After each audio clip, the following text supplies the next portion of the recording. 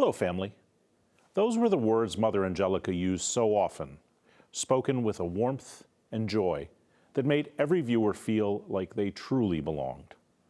Though she went home to the Lord more than 9 years ago, her presence continues to guide and inspire all of us here at EWTN.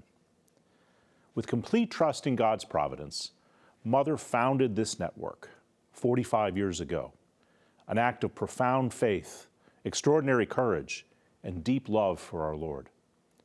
Her mission was clear, that every person might come to know, love, and follow Jesus and His church. It's a mission that remains at the heart of everything we do today. Over the years, we've been blessed with many faithful men and women who, much like Mother herself, have served as living witnesses to God's providence through their dedication to the church.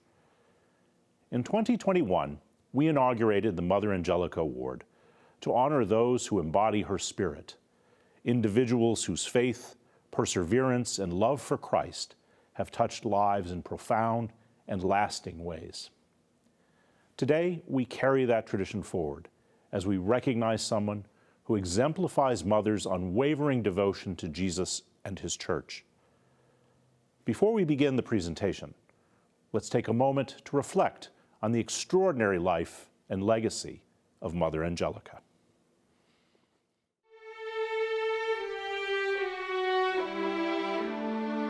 Mother Angelica, born in 1923 in Canton, Ohio, Rita Rizzo knew poverty and suffering at an early age. Her parents' divorce filled Mary Rizzo with anxiety and depression, surrounding her 6-year-old Rita with fear and isolation, both at home and at school. Then at age 19, a miraculous healing from a recurring stomach ailment opened an entirely new world to Rita.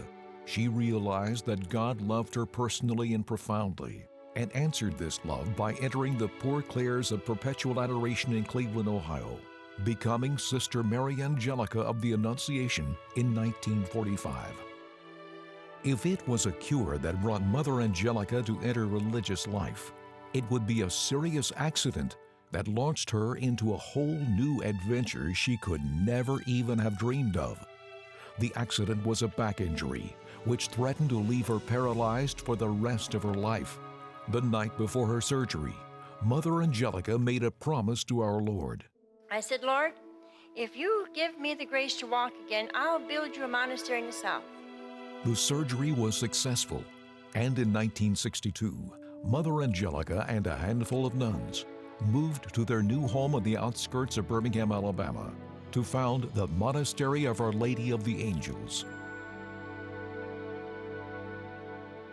In the 1970s, Mother Angelica began to write small booklets of inspiration and encouragement in the Catholic faith. The booklets, printed by the nuns themselves and distributed free of charge, would find their way to every corner of America and beyond. Invitations to give talks and lectures followed. And then came videotapes and their broadcast through local TV. And then there was that memorable afternoon in 1978 when Mother Angelica was struck by the small size yet powerful potential of a TV station in Chicago. And I said, Lord, I've got to have one of these.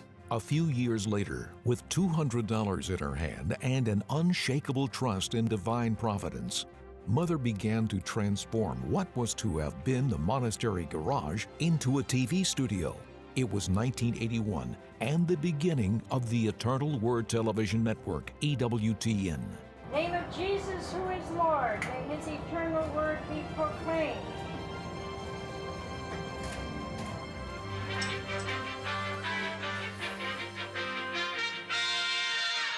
Eternal Word Television Network, built for you.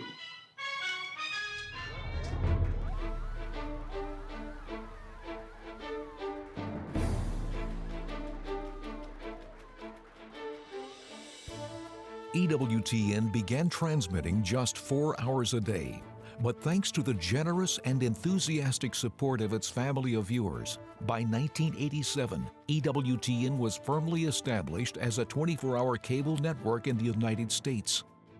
The next step came in 1992 with the launch of its radio service. At the touch of a button, EWTN instantly extended its reach to the entire globe, bringing Catholic radio programming to the farthest corners of the world.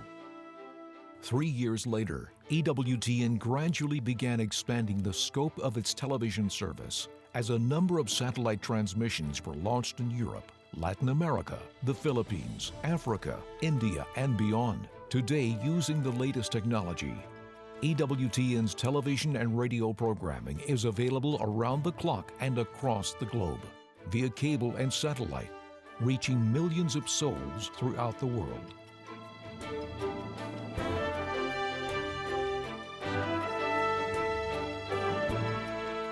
It was Mother Angelica herself who many years ago insisted that the words news service should be placed on our letterhead alongside the words television, radio, and internet to describe the core services EWTN provides. The addition of EWTN News Nightly, the National Catholic Register, and CNA were additional steps, fulfilling Mother's vision for EWTN.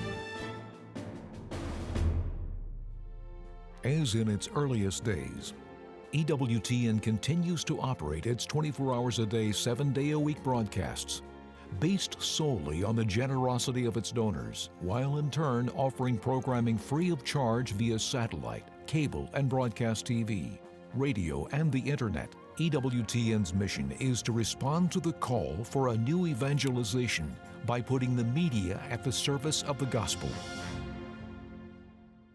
On Easter Sunday, March 27, 2016, Mother Angelica returned to the arms of the Lord she spent her life serving.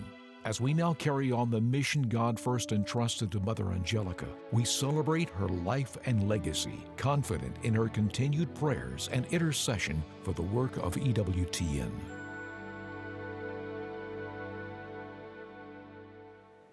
In watching this short highlight of her life, I'm reminded of the many conversations I had with Mother, and that I was able to personally witness her profound faith and trust in God. Mother continues to evangelize and impact lives even today. That is why we created this award in her memory. We're going to take a short break, and when we return, we will present the Mother Angelica Award to this year's recipient. Please stay with us. He said, "What's the matter?" I said, "We're not going to build a garage." He said, "What are you going to build?" I said, "A television studio." He said, "Oh, what?" I said, "Television studio." We did. The wonderful story. I have a book on it. You ought to get one. It shows all the wonders of God's providence. Unbelievable providence. He wanted this network for you in these serious times.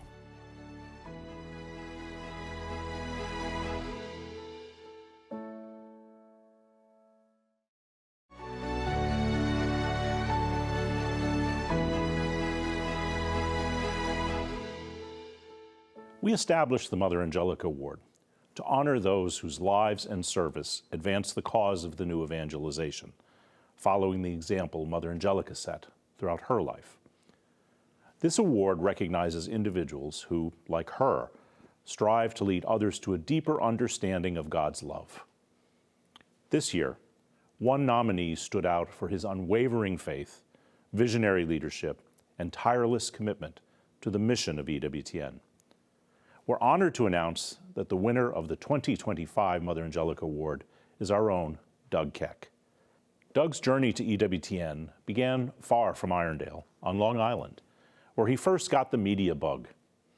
Even as a college student, he showed a remarkable sense of direction, beginning his broadcasting career at WGBB Radio, before moving into the early world of cable television at Cablevision, under the guidance of industry pioneer Charles Dolan. Over the next 2 decades, Doug contributed to the growth of networks such as Sports Channel, Bravo, AMC, and CNBC, years that shaped not only the American media landscape, but also his own professional life during a pivotal era for cable programming. A turning point came when Doug and his wife Terry deepened their Catholic faith through Marriage Encounter and were first introduced to EWTN. Encountering Mother Angelica, her authenticity, her boldness, her unwavering trust in God led Doug to discern a new path. In 1996, he left the corporate media world and came to Irondale, answering a call that would reshape his life and his work. During his years at EWTN, Doug played an important role in strengthening our original programming, raising production standards, and supporting the network's expanding global presence.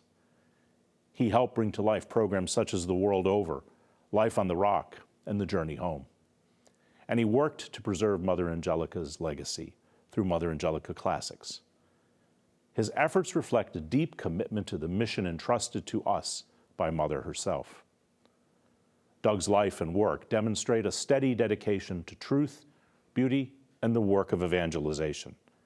His contributions have touched colleagues, collaborators, and countless viewers who rely on EWTN as a source of clarity and hope. In his own quiet and faithful way, Doug Keck continues to honor the virtues and convictions that defined Mother Angelica's witness. Let's take a moment to hear from some of the people whose lives he has touched. Doug and I go back a long time. In fact, he was the one that encouraged me. Why don't you do a show on here? He said, your athletic background. That was the first time I had any kind of dealings with Doug, and we hit it off pretty good from the very start. I joined the network in 1997, which was just about the time that Doug joined in, so we've known each other for many, many years. And he was introduced to me as our new director of operations, and that he had come from Long Island, New York, which became very apparent when he began to speak. When I did finally get to talk to him, there was clear recognition. He's a New York wise guy, and I'm a Chicago wise guy. So we're ready to take each other on a regular basis. It was interesting because Doug came in, he had a lot of history within the industry, a lot of experience, and so it was maybe slightly intimidating saying what's he going to be like coming to work for EWTN. Yeah, the first time I met Doug, you're thinking, what's he going to be like? He's from New York, he's coming to the deep South. Is he going to fit in? Is he going to like working here? But I quickly realized he was meant to be a part of the EWTN family. He came here, he had a great job in New York. I mean, he was doing some fun stuff. Sports Channel, Bravo.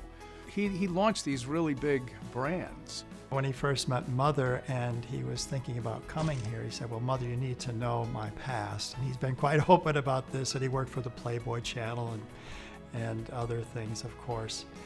And she said, well, that's why you're here, sweetheart, One of the things that Mother was she was quiet and she was bold. And Doug, too, was quiet, but he was bold and he was a good leader. And then he took that step to come on down out of that world of New York City, out of the top echelons of media and TV and radio and whatever else was coming. And if you think about Doug's background, both in secular radio and TV, and how he was able to leverage all of his talents and bring all of those gifts into his managerial role here at EWTN, it really is remarkable. We wound up being office neighbors. So over time, we got to know each other better. You see each other every day, say good morning. Sometimes it's just a sometimes it's a good morning, how you doing? And then over time, we just being neighbors, we just talked more and more. I met Doug after my first appearance on Mother Angelica's live program, after she invited me to come back. And I think it was Doug that informed me that I wasn't going back to her show, but that I was coming back to a show of my own. And of course, I had to interview with Doug Keck. And so I got up there and I was talking to him in his office, and I could tell right away, I really liked this guy. I could tell one thing, he was talented in his field. He knew what he was doing. He was a man of few words. And I said, you might have to explain this a little bit deeper now, fella. So we hit it off and joked around. He didn't take himself too serious, and neither did I. EWTN had just begun, I think, a new pattern of growth, and it was clear that we needed someone who could take command of that job and situation. And I had no doubt whatsoever, my first impression, that he would be perfect for that position and that he would take us to new levels and new heights here at EWTN. You know, Mother Angelica was the great dreamer. She could see what needed to be done. Doug Keck was one of the few people who knew exactly what operations and people were needed to accommodate that. He took EWTN from a startup with a lot of people that were really never, I mean, the original crew here, and he solidified that. He took it and he brought it to the next level. That it was absolutely pivotal to EWTN. That when Doug Keck came with all of his experience, all of his background, that we could finally say to some degree, we do know what we're doing. I think that Doug has been the leader that God wanted to have in that position. I watched him hold the ship steady during a pandemic, and EWTN never missed a beat. It was on the air. It was what the world needed during a time of crisis. He just took care of it. He knew the business, knew the developments, took care of it, and then let us, someone like myself, who's just on air, do what we knew how to do, and that worked out well. Doug has accomplished a tremendous amount because he follows Mother's vision.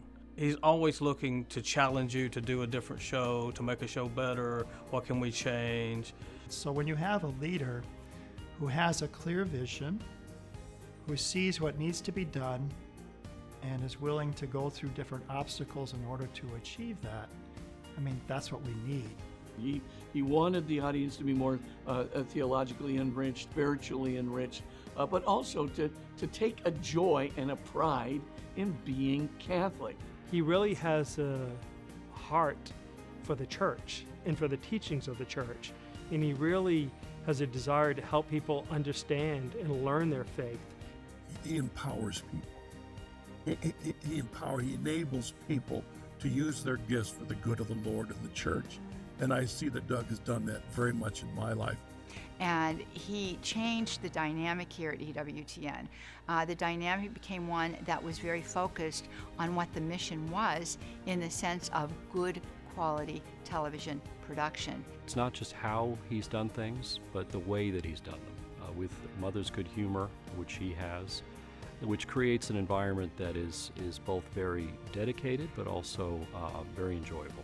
Anybody that worked for him knew that he cared for how they did things. But it wasn't just things like that. Doug was aware of people's personal struggles, their lives, things like that. He was interested in it. So he has a heart for those with special needs. He has a heart for the preborn whose lives are at risk. He has a heart for mothers that need help. I know he supports ministries that help with orphans. So he's really about that. One of the things I love about Doug is the committed and faithful husband that he is and father. I've just watched him care for his beloved wife Terry, and I really admire that about him. He's a good, holy man. He has a great sense of humor. He's a very caring guy. He cares about his friends. He cares about the people that worked for him. His personality is big. My sense of Doug is that he just had this clear ability to make decisions that were always like the best. One of the things I loved about Doug is he was always sure to reply to your email. Sometimes it didn't make sense though. Well, communicate one-on-one and conversation or on telephone is fine, but his text skills leave a lot to be desired. I can remember one time I was asking him, it would be equivalent of saying, what do you prefer? Do you want the red or do you want the blue? And it was an important thing, and I wanted his input on it, and I get this email back. Okay, DK. Some of his replies, let me give you an example.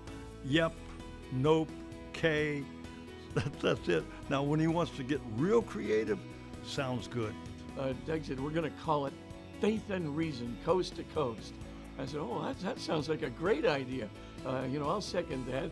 He calls me up about 3 weeks later, and he goes, nope, nobody liked that. They want to call it Father Spitzer's Universe. I said, well, I don't want to call it after myself. And Doug said, good, you'll have to. And I can share with you the best piece of advice he ever gave me. And it was really rather fatherly advice in a sense, you know. He said, I have come to discover that there's probably 40 different ways to do something right. And I have to tell you, I've taken that piece of advice with me all of these years. On his desk, he's been given this no button, you know, because as a leader, he had to say no sometimes, of course. There's a no button on his desk that he could just bop it and it would say no. You know, you might not take it that way. If you first hear it, it's a joke, and everybody would laugh and they would know, and you'd hear at random times, you'd hear the no button getting hit. It just shows you that the sense of humor that he had as well, which Mother Angelica had, because ultimately this mission doesn't depend on us. It depends on God. I think his greatest legacy to me is he was committed to the mission. The mission being that we are going to bring the gospel to the whole world. First and foremost, a real care and concern to sustain Mother Angelica's vision of the mission of the network, that we're here to evangelize. We're a teaching network. I think everyone has great esteem and respect for him. I think he's someone that leads from the front. So he's not someone that will simply just assign, projects to people. I think Doug is exactly the right person to receive the Mother Angelica Award this year because he has exemplified understanding the mission of EWTN. Well, the award is given to someone that personifies the mission of the EWTN, but more importantly, Mother Angelica, her spirit. And I think by just looking at, Doug, what he's done, and the way he's done it, and the spirit in which, and what he gave up to come here, that in and of itself qualifies him for the award. He deserves it. The work that he's put in here his whole life, he dedicated to this network, and I think Mother's smiling down upon this choice. Doug loved Mother tremendously. He poured his whole life into EWTN and the mission that God gave to Mother. He supported her 100%, and his role in what EWTN has done to evangelize the world and to spread the faith globally is tremendous. Well, I think Doug richly deserves this award of Mother Angelica because I think he radiates her ethos. There's nobody more deserving of this award than you. So Doug, God bless you and your family. Doug, congratulations. I can't think of a better person to receive this reward. I know Mother's rejoicing, and I think she thinks it's awesome that you're getting this award. And I pray that the best is yet to come for you. I love you, Doug. God bless you. Congratulations, or as you like to say, kudos on winning this prestigious Mother Angelica Award. It's been an honor to serve with you, learn from you, and God willing to have collaborated in the salvation of many souls. Here's my wish for you, Doug. God grant you many years, health, and happiness. And enjoy it, knowing, as our Lord said to the servant, well done, faithful servant. You so deserve this award. You're a power of example for me. You're a power of example for us all. God bless you. Doug, congratulations on receiving the Mother Angelica Award. It's well deserved, it's well earned. Kudos to you, my friend. Doug, my friend, thank you. You deserve this award. God bless you, my friend. You enjoy this next stage, and we'll just keep on keeping on. God bless you and thank you. We love you, Doug. Thanks so much for your inspired leadership. I've learned a lot from you. You've been a great friend and a great mentor, and congratulations. It's just been such a rich experience working with you, and above all, to be influenced and inspired by what you do and what you believe. You have been the best co-host a guy could ever want. God bless you. In addition to his many responsibilities over the years, Doug has shared his insights and his love for the faith through interviews, talks, and through his long-running program, EWTN Bookmark, which has introduced viewers to the voices of Catholic authors and evangelists around the world. His presence, both on camera and behind the scenes, reflects a consistent dedication to carrying forward Mother Angelica's mission of proclaiming the gospel. Doug and his wife Terry have been married for more than 40 years and are the parents of 2 grown children. Their shared journey of faith, rooted in family, service, and trust in God's providence, has been a continuing source of strength. Together, they embraced the call to step away from the corporate world and serve here at EWTN, a decision that has blessed many lives. Doug's steadfast work remains a quiet but powerful tribute to Mother Angelica's enduring vision. I'll be back to present the award in a moment. I have to know that his wisdom and providence and goodness is beyond me, high above my own will. I am finite and he's infinite, and he loves me.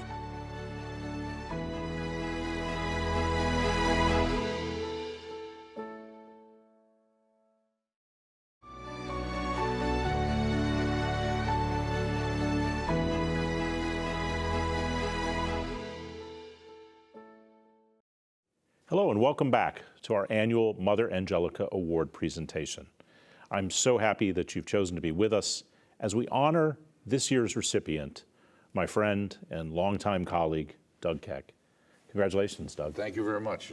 Trust me, I'm awestruck by the honor, quite honestly. I really appreciate it. Absolutely. Well, there was no one that was more deserving of this award than you after all of these years of service. And so we didn't... Well, I could argue about that, but I know several people working here right now who probably deserve it more than I. Well, you certainly are deserving of this award. Well, thank you. And particularly in this year, you retired earlier in the year from your role as president, and now you're president emeritus, but we still get to see you and benefit by having you around as the host of Bookmark and Father Spitzer's Universe and being a part of our programming. So even though you've retired, it's not like you've really gone anywhere, and our audience around the world still gets to. Well, I have you to thank for that. I really do, and I thank you so much for EWTN and the EWTN board and the whole family for keeping me involved in these kinds of things, and continue to feel like I'm doing my part.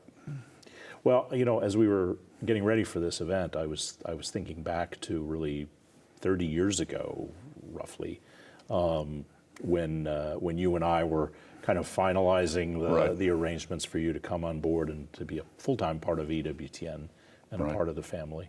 And I remember just a few steps from where we sit today, you know, going in and introducing you to Mother Angelica for the first time, and really that was kind of the beginning of your tenure here for the next almost 3 decades. Right. Well, I had met her when I'd come down to visit. Deacon Bill had introduced me to her, and I always tell the great story where my wife Terry was there, and Mother took her hand and said, "Oh, you want to come? You want to come?" And she said, "Yeah, I want to come." And that was really important because, as you mentioned in the segment earlier about Marriage Encounter, one of the things that was really important was to see it as a couple's call, a family call, because it affected our entire family. And having a special needs child, especially where you're concerned about things being the same and having good medical coverage. And I was lucky to work for a very good company in New York, and it certainly was not leaving because I was unhappy with the people who employed me, but more because I felt like I was being called to maybe use whatever talents I had for something that was more significant than baseball games or hockey games or old movies, as much as I love them. Sure.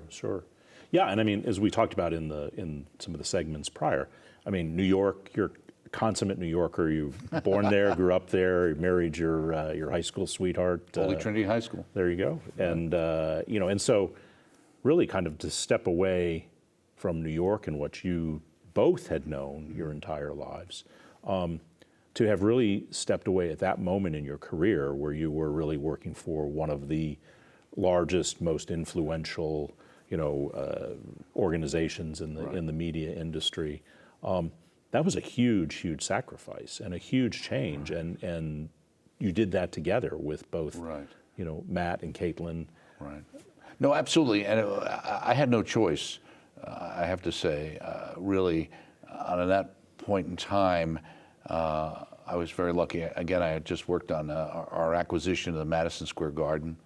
I was working again for Charles Dolan, who really was a genius and a visionary, kind of the Yoda of cable TV programming, I think. But the idea was, it had been certainly placed on my heart in several ways, and then placed on the family's heart, that this was really what we were being called to do. And even when I tried to ignore it, you know, a friend of mine one time said, "Can't you do this stuff on the weekends or something? Why do you need to go anywhere?" And it was easier for me because I didn't have as much family. But it was really for Terry, who was the oldest daughter in a family, and we were very close with her parents and things. And so that was really a major thing for her to say yes to, and as a couple, you know, and for us to do that and come here and you know, through whatever trials and tribulations, obviously was great for us to come. You know, really, God has been so good to us. It's amazing.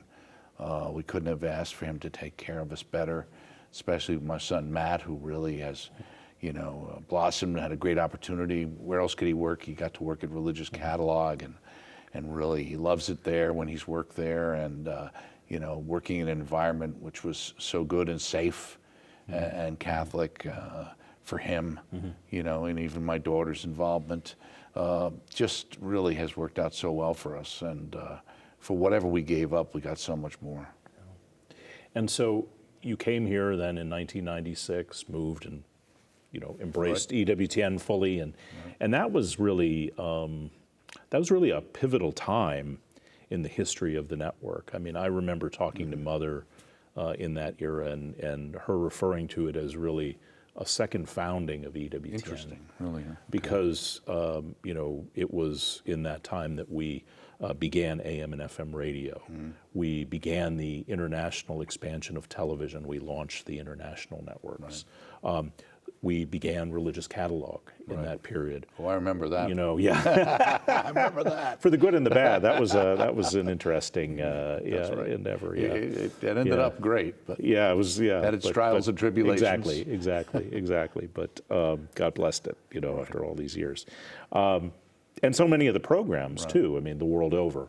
Of course, you know, Journey Home, Life on the Rock, all of these they all came together. Programs that were and became so much, you know, synonymous with EWTN. Those flagship programs of EWTN. All of that was happening in that time when you joined. Right.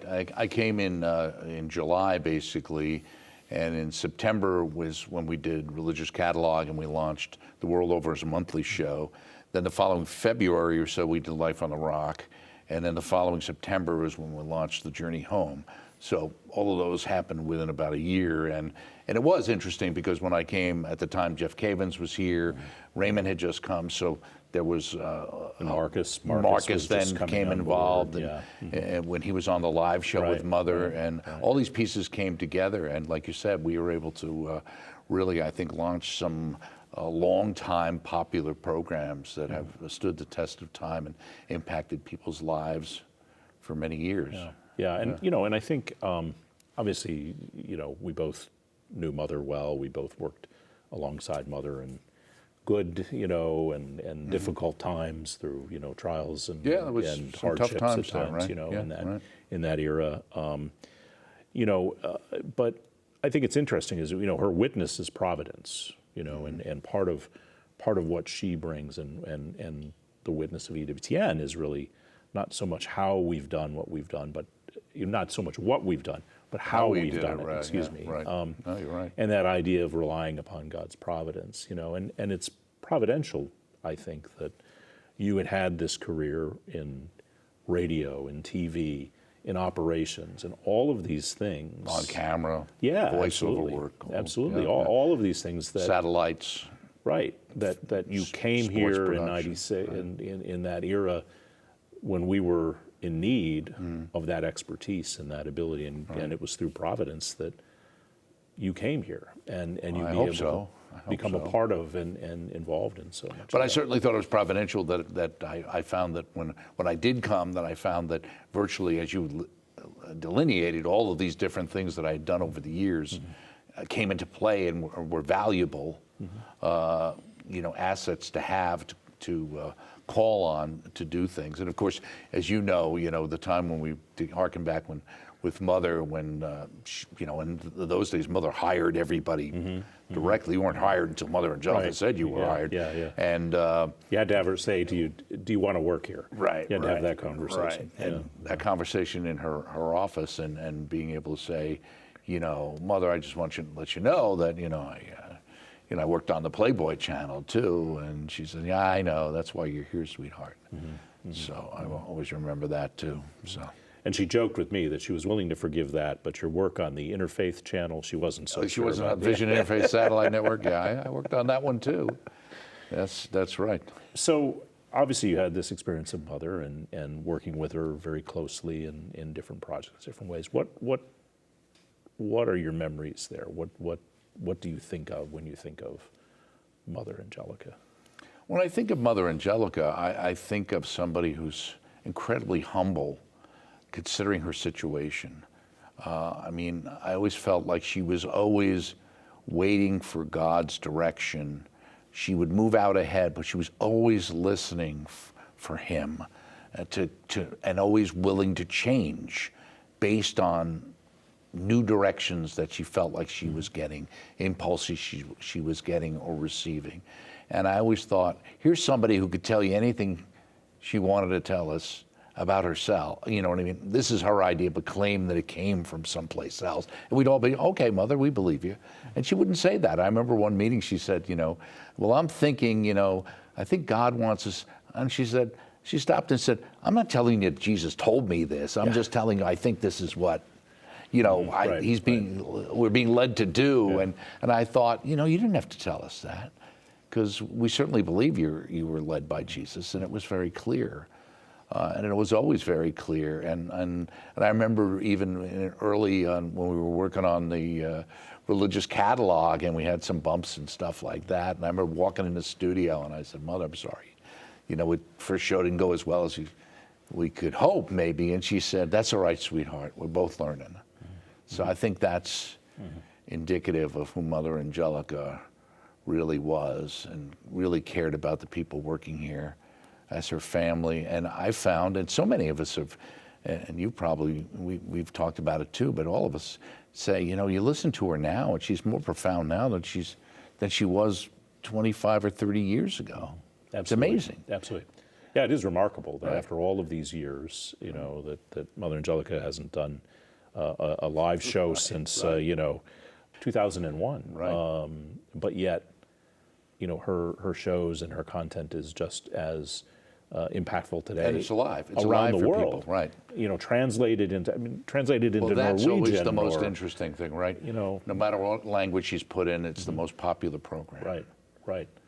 And that, I think, just speaks to the fact that God working through her, the Holy Spirit working through her, and that it was Mother's mission. The mission was given to Mother, not to the sisters, not to the friars, not to us. It was Mother's mission, and as you indicated, the ability to try and stay focused on Mother's mission, and that reaching out, and to carry obviously, that on, right, exactly, ongoing, on. right, exactly, and having that guiding light is wonderful. But yeah, and a great sense of humor, obviously, self-deprecating humor, which we New Yorkers like, it balances our sarcasm, but yeah, so it's she was great to work with, but like you'd say, at the same time, she really expected. I think one of the other ones I've used many times when people say, "Well, it's a family business in a sense, family effort," and I said sometimes people think that means working for your family's easier. It's not. It's harder. And I used to say in New York, there were always Greek diners, and everybody in the diner was one of the members of the family, and those people worked harder, because you weren't doing it for money. You were doing it for the betterment of your family. And that's how Mother expected you to work. Right. And so throughout these years, obviously, we talked about some of the shows and projects that you were instrumental in developing. Of course, Bookmark, is continuing on, and just, thousands of books probably at this point, that you've introduced to people through that show. But in so many other areas, radio, obviously, radio was in a way your first love, wasn't it? Right. Well, that's how I started. I started in radio news, and I became a disc jockey and did that. And then actually I was doing that and cable simultaneously while I was finishing college at the same time, because in this industry, certainly in any age, I guess, but back then especially, you never turn a job down.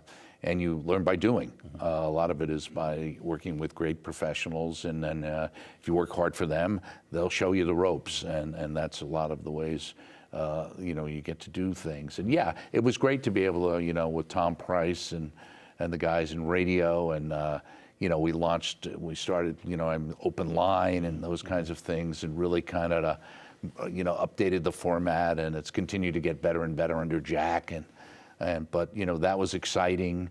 Certainly early efforts on the web, and certainly pushing the home video aspect of things over the years, and then kind of starting off the early days of the on-demand platforms and things like that, and at least starting to see some of the dynamism in that aspect of the business as well. And so it's great to see, the wonderful leaps and bounds that are being taken now. Sure, absolutely, absolutely. So as you look back here at these, 3 decades, what's something you're most proud of? I think I'm most proud of the fact that I think that Mother Angelica would think that I tried to do my best, which is what I told her I would do. When I came, I said, and she hired me, and I think it might have been when I was made a vice president, which was fairly early on, and back then it was kind of an important thing. Sure. Not that it's not, but and I said, all I can promise you, Mother, is I'll do the best I can. I think if I'm proud of anything, is that I can look in the mirror and say, yeah, I did. And how has it changed you? Oh, well, I'd like to believe between the love of my wife and my wonderful family, and all the books I've absorbed and the conversations I've had and people I've worked with, that I'm, some people would say that the Doug Keck you have today is not quite the one who was running around in New York, in the old days, so, yeah, I think one of the great lessons I learned with having a special needs child was you start to learn, and that's the beginning of I think of listening to God in your life, is you realize that what the world thinks is important really isn't important. And push comes to shove, it really doesn't matter. And what you learn in working on EWTN is the littlest things can have the greatest impact on people's lives, which is why I always got so annoyed when people would say, oh, you're just talking to old ladies, or you're just reaching. And I said, if that's all we're reaching, I think God is happy. If we're helping people in hospitals who are suffering, maybe in their final moments, to get relief and to have that sustenance, that's enough, but it's nowhere near what EWTN has done and will continue and do even more so in the future. It's reaching out to so many people in so many ways that we don't know, maybe even just in the smallest thing, to make somebody think twice about, what's important in my life, or, is this really what I want to do? And I think that's the great mission of EWTN, and to work here and to get feedback from people from all over the world in the most remote locations, telling you how you were the lifeline, or something that show really helped turn your family around.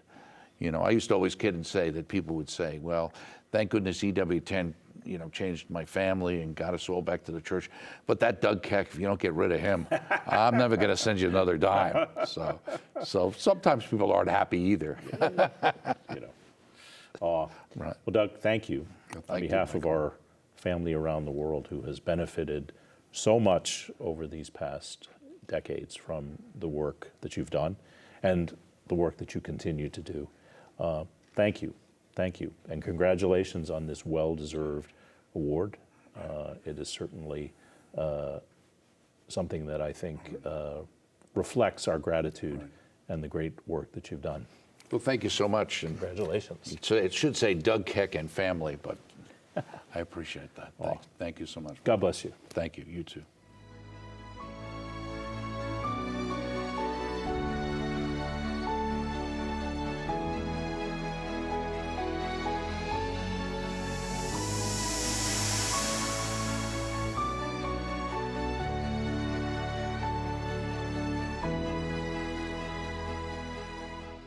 Doug is more than a colleague. He's been a trusted friend for nearly 30 years, not only to me, but to countless members of the EWTN family. On behalf of all of us here and our EWTN family around the world, I extend our deepest thanks and congratulations to Doug on receiving this year's Mother Angelica Award. Please know of our continued prayers and gratitude for your many years of faithful service. And to you, our EWTN family, thank you for joining us for this special presentation and for your love and support over the past 45 years. We look forward to many more years of sharing the splendor of our Catholic faith together. May God bless you.